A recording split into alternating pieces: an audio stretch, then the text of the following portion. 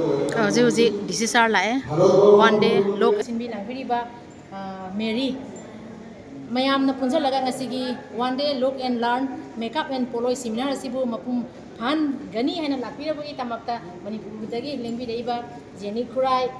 aduga Rozia amadi Elizabu haninga etana thagat phongdok chari Jari mayam puna mako ai isamak Mary aduga akhoi Assamda asmaina pologi seminar se asena first time ni aduga atopa seminar adum bridal seminar se adum toina adum tauna lay aduga mitei gi pologi seminar sena asena han hanba oidoni aduga aina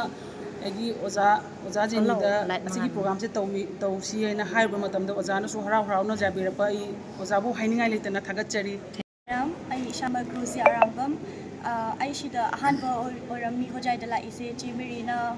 one day look and learn poloi makeup seminar ki kaujarak pani ai su ai exam thado lakjari mani